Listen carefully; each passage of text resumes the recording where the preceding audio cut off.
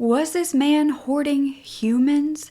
After 15 years, it was discovered that a millionaire had a self-built dungeon underneath his home where he had been collecting women and torturing them. Much more chaos ensued when it was realized that these women actually survived, and they had, one by one, gone to the police department to let them know a man like this was on the loose. However, no one was ever listened to until the man was caught and the police officers had to enter that dungeon themselves. You are such a genuine gem. Thank you for clicking on my video. I am Brooke Makenna, and we focus on the victims over the killers every single time. I would love if you would subscribe, join our community, give this video a thumbs up, and leave a nice comment down below, especially to any of the victims and survivors that we are speaking about. I also want to give a quick thank you to our sponsors who allow me to continue telling these stories, and today is No CD. Now, as a true crime listener, you've probably heard of countless stories of people doing unthinkable things, and then one day an unwanted thought could crash into your mind. Then the spiral begins because these are not thoughts that you wanted to have, and you can't really understand why your brain went there or what these thoughts even say about you. And so your brain grabs onto this thought and will not let it go. You are replaying it over and over. You are searching for proof, and these thoughts just keep coming back. But here's the thing, having these unwanted, even disturbing thoughts that are completely out of character is one of the most misunderstood signs of OCD. OCD involves intrusive, distressing thoughts that can cause intense anxiety, along with mental or even physical behaviors that you feel driven to get that relief, and even if that relief is short-lived. These thoughts can feel so real, and that's why it makes you so upset. They can latch on to your identity, your family, your darkest fears about who you really are. But it does not have to be that way, and OCD is highly treatable with the right kind of specialized therapy. OCD actually needs ERP, which is the exposure and response prevention, which is proven to be the most effective treatment. And that is where No CD comes in. No CD is the world's largest provider for OCD treatment, and it is covered by insurance for over 138 million Americans. All of their licensed therapists specialize in this ERP therapy. These are in live, face-to-face virtual sessions. They also provide support in between your sessions, so you're never having to face your OCD alone. So if unwanted thoughts are taking over, do not wait to get help. You can visit nocd.com to book a free call with their team. That is nocd.com. Now let's get back to the story. So back in March of 1995, a 14-year-old went missing and was reported missing to the Syracuse police in Syracuse, New York. About 2 years later, she would reemerge. She claimed that back in March of 1995, she had run away from home, but she had actually been lured into a home where she was going to deliver a package for some money. She told this man that her name was Michelle. Now, it wasn't her real name, but her real name has not been revealed, so we will be telling her story as Michelle. So Michelle found herself suddenly in an underground bunker with a man closing the door behind her. He called this the dungeon. She was given pills that made her unconscious, and when she woke up, she was naked with chains around her ankles. She tried to fight this man. She was cussing, she was spitting, she was being as mean as she could be, but the man was taking photos of her and assaying her constantly. He told Michelle that he'd actually sold young girls to other countries for sex slavery. He brought photos of her family and threatened to kill all of them. Michelle stated that she was held captive but was eventually blindfolded and then driven home by the same man. He threatened her family if she went to the police and told her to stay quiet. This 14-year-old bravely decided to inform the police of what had happened to her. However, due to the fact that she was a runaway, as well as a previous history of drug use, her credibility was questioned. The investigation into her captor and this dungeon was dropped before anything could be found. Now, her mother claimed that she had seen this man consistently driving by their house after Michelle returned. This was a white man. He was older, and he was always staring at Michelle. Michelle once caught him and informed her mother that that, in fact, was her abductor. And yet again, police did nothing. Police did not yet know that this, in fact, wasn't this man's first victim and definitely would not be his last. A year later, another survivor would go to the police. This was on May 23rd of 1998, and a woman named Law went to the police to report her kidnapping and captivity. But she wasn't a teenager like the first victim. She was actually a 53-year-old woman who was a foreign refugee, who was Vietnamese and spoke little English. But back a year prior to her report, on August 30th of 1997, she claimed she had been abducted. A missing persons report was made by her boyfriend at the time a few days later, but there was no leads. She stated to police now that a man had driven up, told her that he was lonely and needed friends, and then he convinced her to get into his car. She was then taken to an abandoned home. She was essayed. She was tied to a stack of flattened cardboard boxes and then drove to a different home.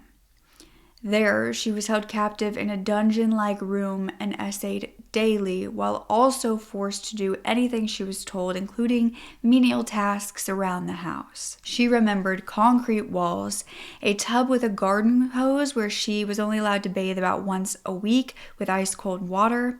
She was also given one meal a day, if that, and once was given a half-eaten hot dog roll that had to last her 2 weeks when her captor did not return. He would often hit her, and once so hard in the ear that it popped her eardrum.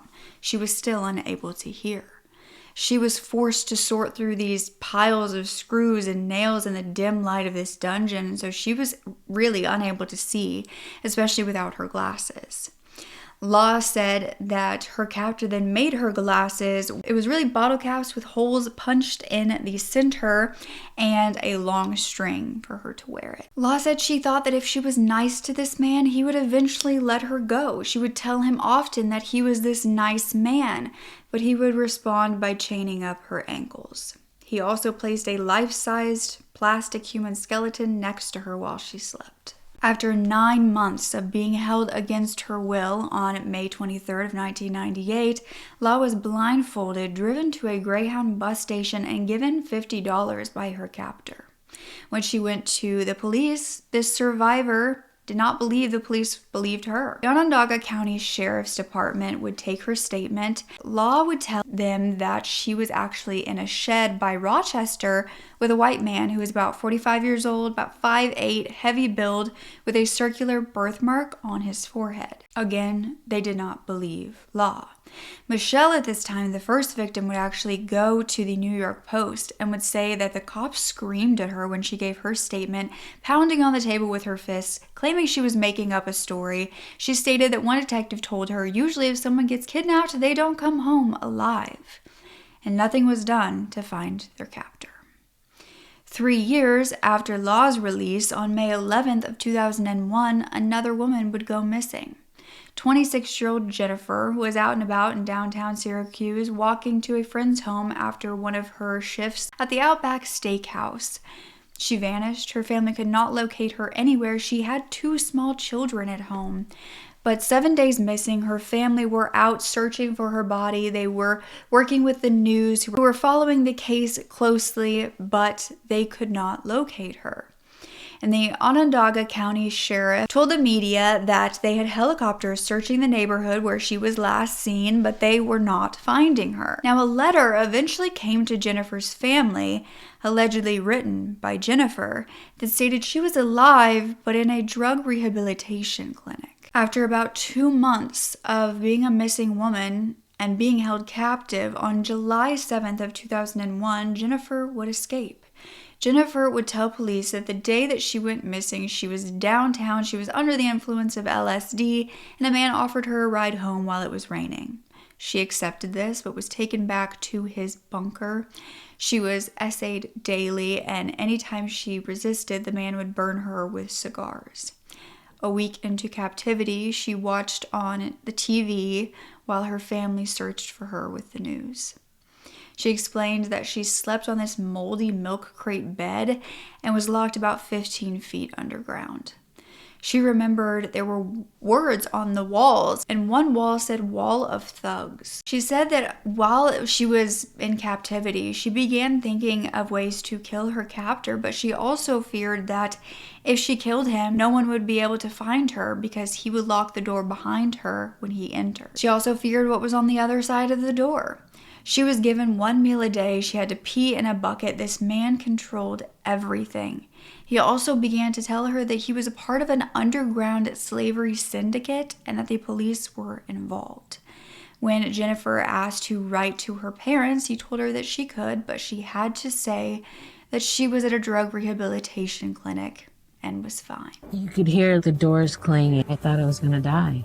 So right away, you know you're not the first young lady to be in this room. Yeah, I knew somebody else had been down there. Every time that you don't have sex with me, it adds on to the time that you're here. And I said, oh, so I will be going home. And he said, yeah, whenever my bosses say you can leave. I think he thought he was doing me good. 2 months later, he walked in, gave her clothes, told her that she was going home, but she thought that that meant that he was going to kill her. A hood was placed over her head. She was placed in the vehicle and handcuffed, but then she was dropped off. And when the hood came off, she was in front of her mother's home. The eerie thing was she had never told this man her mother's address. I'm just like, thank God I'm outside. I'm actually breathing air. I'm alive. And this guy is gone. However, when Jennifer went to the police, not unlike the other girls, the police didn't take her case seriously. And I called every single news station, the newspapers, everything. And they didn't want to hear it. In fact, a rape kit test was done, and there was allegedly no evidence of SA, meaning that for at least several days prior to her release, that captor did not her. And so they began to question her with that, and they were questioning the letters that she sent to her family stating that she was still alive. Jennifer was telling them all of this information and stating that she was in fact kidnapped. She even knew the vehicle that her captor drove. She remembered it to be a 1974 Mercury Comet. It was a tan gold color. So police searched for this vehicle and they found a match in the New York area. However, this did not lead to anybody that was involved in the kidnapping. They cleared this person. And so again, they thought that Jennifer was making it all up, even though there were 2 prior survivors that had also already told their story. But a Detective Schmidt then drove Jennifer around the city trying to find the location in which she had been taken that first day, but she did not know where she had been held. The case was then closed. So you see, it continued in a pattern like this. 3 victims, all in the Syracuse area, were kidnapped and released within 6 years. However, they did not all fit that same victim profile. The 14-year-old, Michelle, was a Latina, whereas the 15-year-old La was Vietnamese. The 26-year-old Jennifer was a white woman. So these were 3 survivors who all had similar stories, but all felt like they were not being listened to by the police. So it was almost expected that another girl would go missing. On April 3rd of 2003, about 2 years after Jennifer's escape, another kidnapped girl would come forward with her story. However, this girl was actually rescued. You see, she was a 16-year-old girl who was believed to be a runaway when she vanished back in September of 2002. Her family never reported her missing, believing that she had run away of her own volition. And so 7 months later, her sister, Angela Wilson, would pick up the phone and hear her sister's voice. The call lasted about 15 to 20 minutes. Her sister sounded afraid. She was talking quietly. And then she told her sister that she had been kidnapped by a man who was a rapist. She was unable to come home. The call then disconnected, and so her sister Angela checked the caller ID, called back this location. She reached a bottle return center, and this time an employee answered. She immediately began telling the employee that she needed to call 911, that her missing sister was right there with her kidnapper in the store. So the employee actually called her boss, who was several blocks away at this pet store that he also owned. She told him that this man there, who was a regular at the recycle center, had apparently kidnapped a young girl.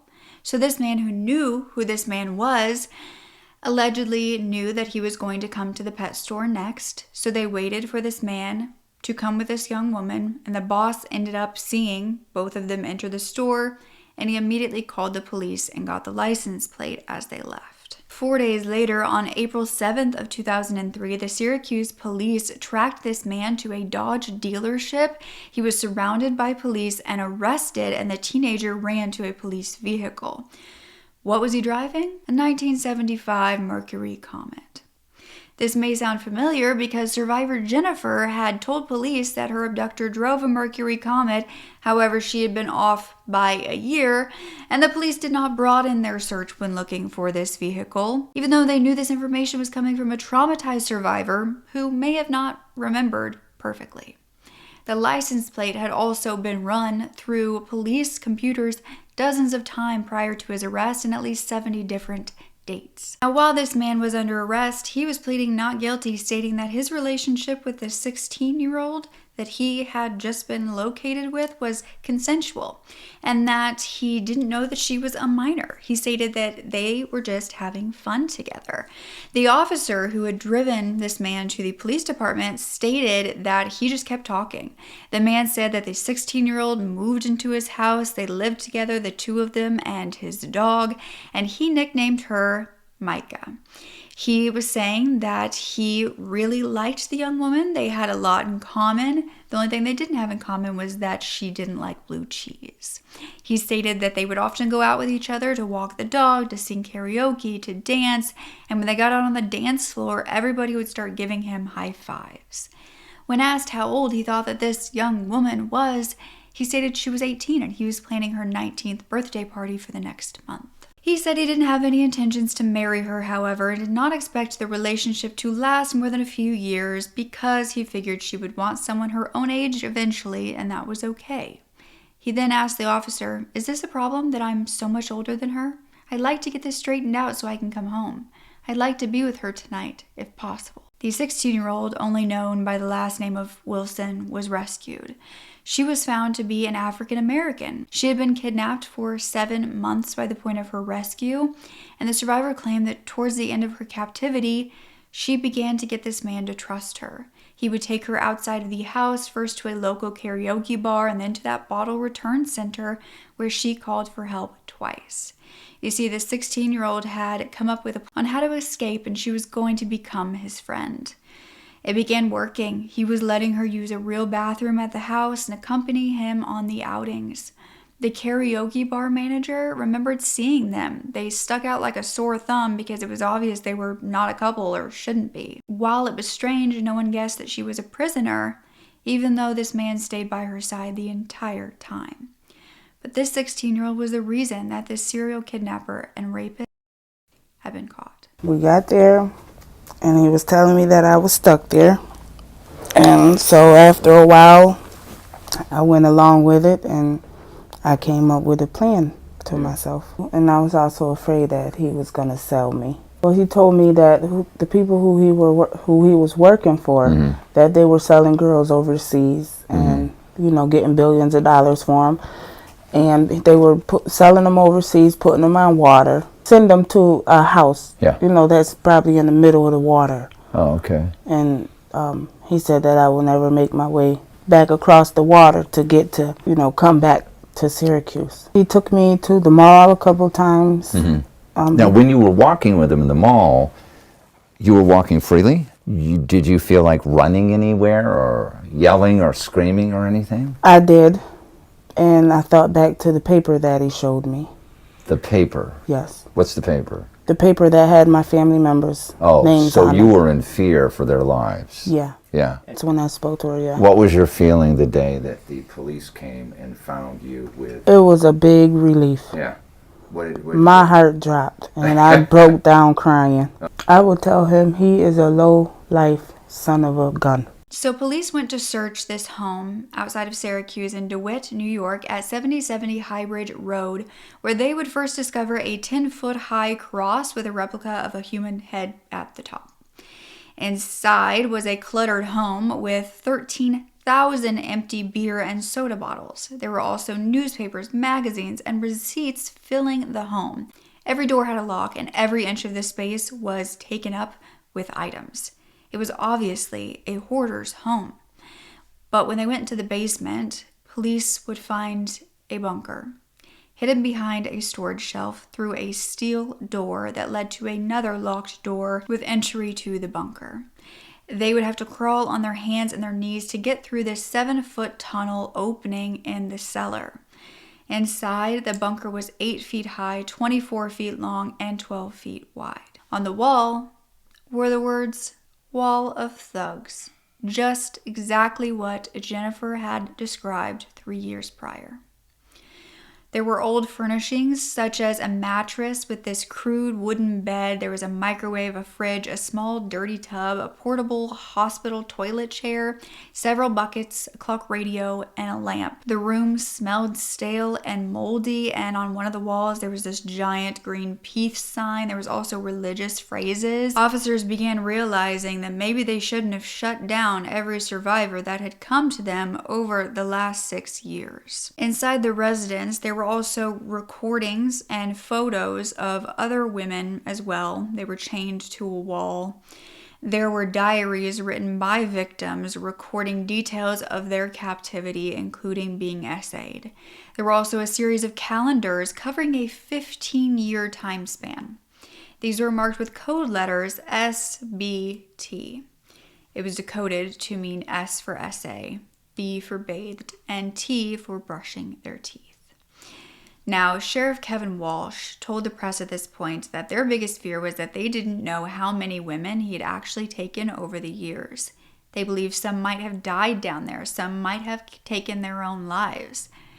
And teams of evidence technicians had to be called in to sort through these piles and piles of items in this home. The owner of this home was a 67-year-old who was a retired man who claims that he had been a handyman, but he was also a millionaire named Thomas Jamelske. He was arrested on charges of kidnapping, rape, sodomy, and essay of a 16-year-old girl.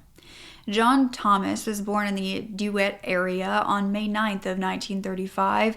He graduated from Fayetteville High School, and he was known to be a quiet student who kept to himself. He avoided sports, he didn't do great in school, and his classmates called him Germs because of his reclusive behavior.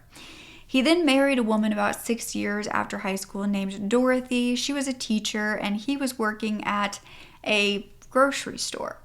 He later became a handyman and a carpenter. Together they had 3 sons, and in the 80s he ended up losing his job and he began to scavenge for bottles and cans to make money, which was believed to start his hoarding tendencies. However, he was also already a millionaire by this point. Through investments in California real estate and inheriting money from his father, after convincing him to invest in stocks while he was still alive, he had over $1 million. The real estate investment was actually a 6-figure payday he had gotten when a developer bought the land around his home to buy and build luxury homes. But despite his fortune, he was incredibly frugal and would argue over nickels. He would persuade librarians to cut out coupons out of the newspapers for him. He was known to be a disheveled man who collected bottles and junk. Neighbors often called the city due to the debris around his home, and local code enforcement officers visited the property several times. They saw abandoned cars, chairs, lamps, just items that were strewn about the land. They stated that they would ask John about these items and he would have a use for everything. He eventually constructed a 6-foot wooden fence around the property. It was believed that he spiraled further into hoarding with bottles, different items, and then humans. 4 victims had suffered at the hands of this man, and it had taken 8 years to fully investigate. And investigators were about to find out that he had been doing it even longer than that. Upon looking into these diaries and these photographs, investigators found a connection to all 4 of the victims: the 14-year-old, the 53-year-old, the 26-year-old, and the 16-year-old. However, there was also another victim. It turned out that 7 years prior to what was believed to be his first victim, another 14-year-old girl had been held hostage in 1995. She had been kidnapped around September-October of 1988 and was a Native American girl named Kirsten, who was held in captivity for over 2 years, almost 3. She had been released in 1995. She had not gone to the police, and now that she was discovered, she would tell them why. Kirsten said that she had been thrown into a well in the backyard at the beginning of her captivity. Her family reported her missing, but admitted that she had run away in the past and would always tell her friends where she was going. But what was different about this time was that it was Kirsten's friends who were actually calling to say they had not seen her. No one could locate her, including authorities. Then her family received a letter in Kirsten's handwriting. She stated she missed her family and would be home by the next month. She asked her family to place an ad in the New York Post if they were not mad at her. They did so, including a number that she could call. However, months went by, nobody called, and she was not home. That December, Kirsten then left a message on a friend's answering machine stating that she would return home soon. The family continued receiving calls and letters, but Kirsten was never seen. Her family did not believe that she had run away on her own accord, especially with one recording of her voice where she was heard saying, "I can't wait to see you, I miss you." But she was crying. When she turned 17, almost 3 years captive, she was blindfolded, placed in a vehicle with another man, and driven to the airport. The man flew with her to Lake Tahoe, Nevada for a week, and then she was given a plane ticket back to New York alone. She was released, and she decided that she was going to keep her mouth shut because she had been threatened by her captor that he would hurt her younger brother if she spoke. She never went to authorities due to this until now. I had a chain around my ankle, and I didn't know where it was. He just said that I was there because I had to have sex with him every day, and that the bosses, he referred to them as, were keeping me there. I just ran to the airport. On the first payphone, I called my mother. She came to pick me up. This man was believed to be kidnapping women for the past 15 years and holding them in this self-built dungeon. Barely any investigation had been done into these survivors' stories, and the victim count continued to increase.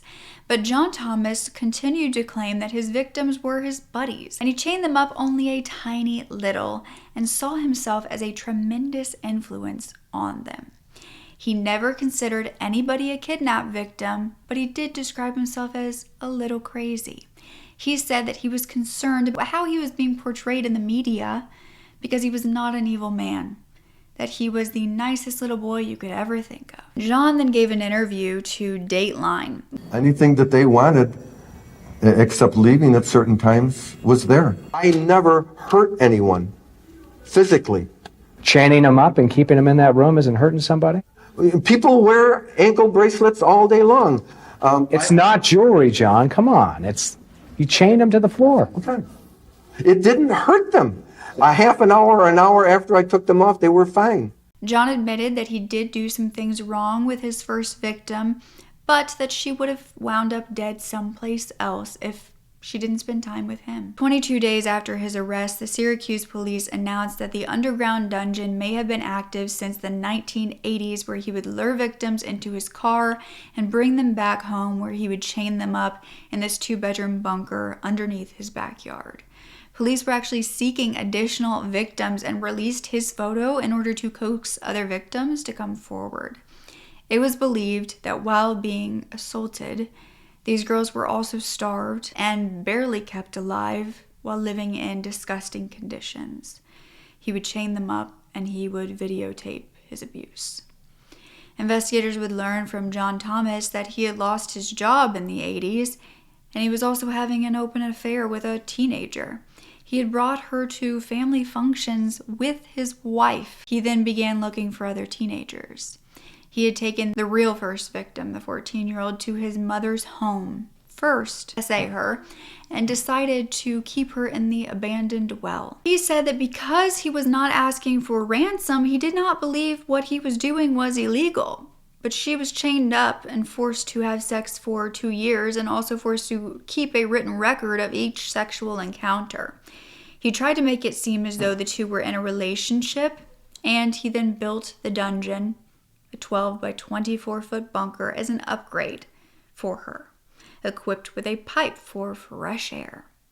While doing so back in 1989, while building this bunker, neighbors were told that it was a bomb shelter, and those who knew him didn't think that that was strange for him. Even when he brought in backhoes and began digging large holes and pouring concrete for months. When he decided to let his first victim go, he had somebody else take her on the trip to Nevada before releasing her. And we will get into who that was in a bit. But while she was too terrified to speak, so the police did not get her story, the next 4 victims had spoken out about their experiences, to no avail. He would cruise the same downtown Syracuse area looking for these women and picking them up. But he had obtained the name the Syracuse Dungeon Master and the Ariel Castro of Syracuse. His sons then spoke out to the Post-Standard. He had 3 adult sons. They were all adults by the time that he began doing this, and stated that their father was always odd. It was discovered that his son Brian was the man who had driven that first victim to the airport and took her on the trip to Nevada. He would say that his father told him that Kirsten had a weight problem and that her parents asked him to keep her until she lost the weight. Brian took Kirsten to Nevada, touring the town, going to a casino, and he allegedly had no idea that she was being held captive. So these survivors would state that John Thomas would use these mind games. He would convince them that he was part of this police sex slave ring and was taking orders from bosses. He even showed them a sheriff's badge that he had. It was later found that he had picked this up on the street one day. But he told his victims that the more they obeyed, the faster the bosses would let them out. In fact, in evidence found, which was a videotape that was of the 53-year-old victim, Law, she was trying to convince the bosses that she should be released. Other videos showed John Thomas dancing and singing and exercising with these women. Their days consisted of essay and Bible readings. During their releases, they were all blindfolded and unable to see where they had been held, except for the 5th victim, the final victim, who was rescued. The 5th victim would say that when they arrived at that recycling depot, John Thomas had actually given her a phone, and he wanted her to call the church, handed her the yellow pages, and wanted her to get some times that they could go. She immediately called her sister for help instead. Several of these survivors were able to confirm from photos that he was the man, that was the dungeon, that they were held captive. The survivors confirmed that they were forced to label these calendars with B, S, and T. They were also forced to keep these diaries about exactly what was happening to them. Now, while some of these survivors have not spoken out publicly about their experiences, they have chosen to live as normal of a life as they can. Kirsten and Jennifer, however, have decided to share their stories. So, both survivors would go on the Larry King show to tell their stories. This was the 1st victim and the 4th victim. Kirsten explained she would lay on the mattress in the dark praying to be able to leave, that there were combination locks on all of the doors, and when he came down there, he would turn and lock himself in so that they couldn't just kill him and run. This man would bring her photos of her family and her house while she was being held captive. Kirsten does not remember much about what had happened to her. She was even shown a video of John Thomas saying that he had built the dungeon for one of his victims because she said that the well was too small. She was asked if it was her, and she stated she didn't even remember. All that she knows is she had several years stolen from her. Now, Jennifer explained that she was walking through a bad neighborhood that night. There was a group of kids following her, and she got really nervous. And so when John, this older man, pulled up, she got into the vehicle with him. John then pulled into his garage and she was asking him what they were doing, and he said he just needed to run in and get some. So he got out of the car. She tried to get out of the car. That was the last thing that she would remember. She said that John was skilled at brainwashing. He would tell her that she was being sold on the internet for $30,000 and he was saving her. He would burn her with these cigarettes and it began to get infected. Eventually, she couldn't even stand up straight. She believes that that is why he actually let her go after only 2 months, because she was sick. Now, she didn't want to go to authorities either, but her mother had taken her to the hospital to get her infection checked out, and they encouraged her to tell police what happened. But Sheriff Kevin Walsh was also questioned on Larry King. He stated when they first arrested John Thomas, he made light of everything. He treated it like he was going to get a slap on the wrist. His sons were spoken to. They claimed that their father had this fascination, a fixation with younger women, and was always pursuing them. As far as the one son, Brian, who drove Kirsten to the airport and on that trip, the sheriff was asked why he didn't press charges. Sheriff Walsh stated that it was beyond the statute of limitations, and he claimed he had no idea she was being held captive. He never saw handcuffs. So the district attorney at this time stated all 5 of these women are of different races. I don't believe that's coincidence. I believe that in his distorted mind, this was another form of collection, in reference to Jameske's apparent compulsive hoarding behavior. By June of 2003, John Thomas agreed to a plea deal, sentencing him to 5 consecutive terms of 18 years to life. And he would plead guilty to 5 counts of first-degree kidnapping in connection with the bunker hostage scheme. Part of the plea deal actually called for him to pay compensation to the victims who would equally divide his assets. John's lawyer stated that he took this plea deal even though it might mean that he dies in prison because he wanted to risk it, rather than having to go to trial and make the victims testify. He said that John had concern for the welfare of the 5 women and would rather not put them through a trial. His lawyer stated that John's views of his actions is unreal. He thought he had relationships with the women and believed their sex paid for room and board. That's why he didn't kill them. For him, there was a divergence of reality of what was going on. But the prosecution stated this was about control. He devalues human life. They weren't people to him. They were objects. On July 14th of 2003, John Thomas appeared in court for sentencing. The DA read victim statements, and the first victim, Kirsten, said that she still felt the pain of being held in that dungeon. She said his threats left her with great fear and anxiety that impacted and directed her life even then.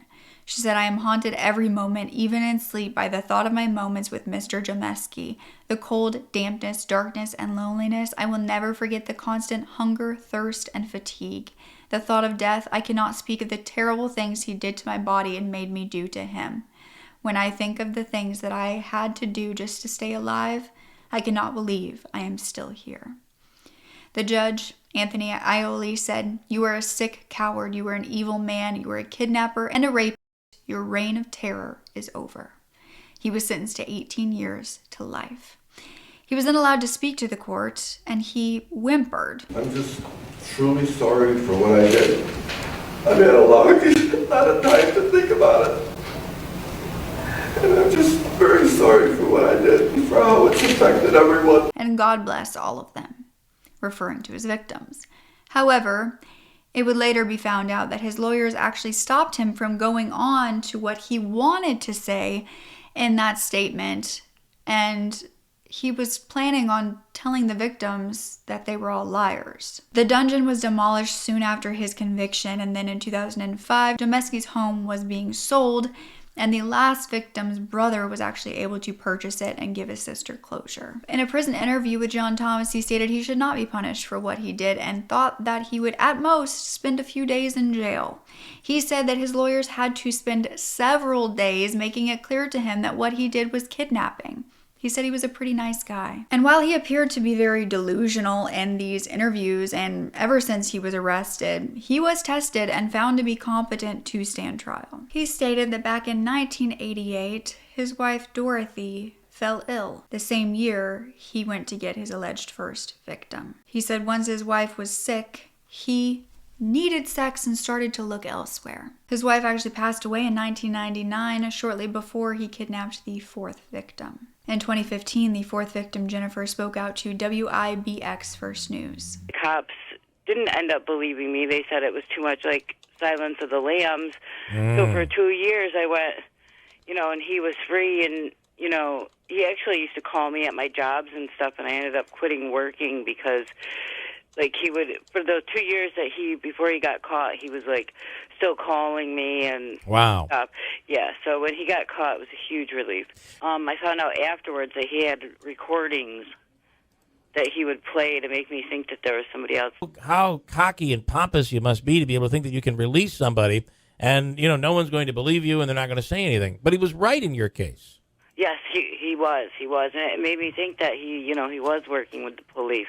He would talk about how they were searching for me on TV, and he thought it was funny because he said they were never going to find me. Today I'm doing really good. I'm going to college for forensic psychology, and Wow. I published 4 books. You know, I get really nervous to go out alone. I don't like to be home alone. I don't really like the dark. Like, I have to sleep with the TV on. Detective that actually didn't believe my story in the first place, when Jamelske got caught, he ended up coming to my house and sat at my kitchen table and cried. Wow. And apologized. While in prison, John Thomas Jamelske was said to participate in the prison's veterans group. He studied the Bible. He encouraged other inmates to seek redemption through prayer. And by 2020, he was up for parole for the first time. His attorney stated imprisonment is a particularly apt punishment for the crimes to which John pleaded guilty. 18 years of it, especially for someone now midway through his 9th decade, should pretty well have made the point. He also wanted to note that his client wanted to add that he had provided bubble bath for the bathtub for the victims. The 5th victim, who we only know by the last name of Wilson, wrote the parole board to argue against this release. Her attorney stated, he operated in this totally delusional place where he was helping them, and he has never fully admitted what he was doing amounts to kidnapping and pure and simply. His parole was denied in 2020, then again in 2022, then again in 2023. He remains in prison as of today. Do you believe that he had no idea what he was doing was illegal? Was he that delusional? Was he out of his mind? Did his hoarding tendencies have to do with keeping the victims in his basement? Was he really this mentally insane and competent when they did not find that to be true when it came to being competent to stand trial? Do you believe that this was all an act that he put on after he was caught, knowing good and well what he had done, but not wanting to be called the monster that he was? Thankfully, all 5 victims did survive. But they went through absolute hell to get here and to be able to tell their stories, and the fact that the police did not believe them. The trauma that put them through after they had already been through something so horrific, and then were told, hey, we actually don't think that you went through that, and we're not going to do anything about it. Only for years later and multiple more victims to come forward, they're like, oh yeah, well, we caught the guy and we saw the dungeon that you talked about, and yeah, you were right. Sending so much love and healing and happiness to every single survivor. If you don't know, I have a whole playlist of survivor stories that I will have linked down below for you if you are in need of some more positive, uplifting endings. These stories are obviously not the most positive when it comes to what these people went through. And I don't want to glamorize it or sensationalize it because they went through horrific things. What is beautiful is the release, the escape, and the healing that they can do afterwards, and the justice that they are given. So I will have that link down below. One of my biggest passions is to tell these stories. And also I want to mention that the last video that I posted, it was demonetized, and so that means that it wasn't sent out to a lot of people. I would love if you would go and check it out, give it a watch.